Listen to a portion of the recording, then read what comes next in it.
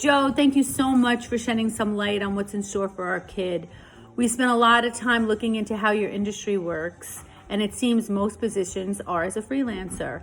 Can you please explain what exactly is freelancing? How does someone begin becoming a freelancer? Can someone sustain a living working as a freelancer? And finally, what does the term permalancer mean?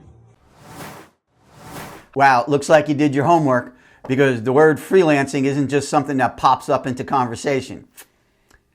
Yes, I can explain what a freelancer is. In simple terms, it's a temp.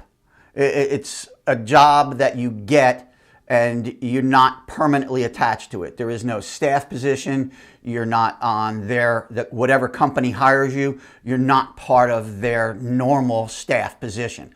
Matter of fact, there are very few staff positions other than major networks or major studios. Most of the positions in our industry are freelancing, meaning you're an independent contractor. Here's the best example I give people. Imagine we're a construction industry. You have carpenters, you have plumbers, you have electricians, you have architects. All those people are freelancers. They're all independent, and when a general contractor, which is what my company does, we hire those particular tasks when needed. So when we need to design the place, we hire an architect.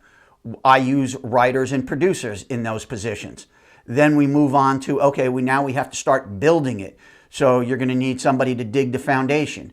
Then in our positions, we start hiring camera people, audio people, technical people, in a control room. If it's a music situation, you're hiring a studio. You may not even, we're going to go out and find a studio. We don't necessarily own the studio. So these are all freelances. So it's kind of, you're in your own business, and it's up to you to chase work. Eventually, you become what's known as first call. So on my company's list, we have, when I need audio people, I have a list of audio guys that I go to immediately. Those are my first calls. Meaning if I call this guy, he's my prime, then my second, and then my third, and we keep moving down the line. So the freelance world, as it's now been evolved over the last 20 years, that's what we're looking at. So I know that was kind of a long-winded way to explain freelancing, but I hope I gave you a better sense of it. Now, there's this, oh, by the way, you did ask me the other question, can you sustain a living? Absolutely. If you become good at this, you become first call. If you're first call, you're going to be working all the time. My son, who's been in the business quite a long time, obviously, since he was very, very young, can work 6-7 days a week if he wants to. And he's traveling wherever he wants to go. You can pick and choose your jobs at that point. But he's not unique. Everybody in the business is that way. I've been that way for a good part of my career. I own a house, I own vacations, we then own a vacation. We go on vacations. I've raised 3 kids. They all went to college. They have advanced degrees. I've paid for whatever we need to pay for, like all of you do. So yes, freelancing, it sounds like it's a very sketchy kind of gig, but it's really not. And it's solely dependent upon your abilities and your connections. The better you get, the more connections you make, the more referrals you get. Again, keep thinking contractors, because that's how that works. You need an electrician, you call a friend, hey, I had this guy, he was really good, or this woman is perfect, she's exactly what you want. That's how our industry works. It's all based on referrals, and it's all based on having an opportunity to work with people, which, and I'm kind of doing a little sidebar here, which is why in the beginning of your careers, you almost have to work as an intern. And many times it's an unpaid internship. But that tour of duty gets you your opportunity to meet people to know you, people to watch how you work, people to learn about you. Those are the things that we all look for. I think, what was the other thing permalance. Permalance is kind of a weird little thing that Viacom started, I believe. And I'm not really sure of why it happened, but it was freelancers that you don't want to lose. So you have this guy, let's say you have a stage manager and he's great and you want to keep him.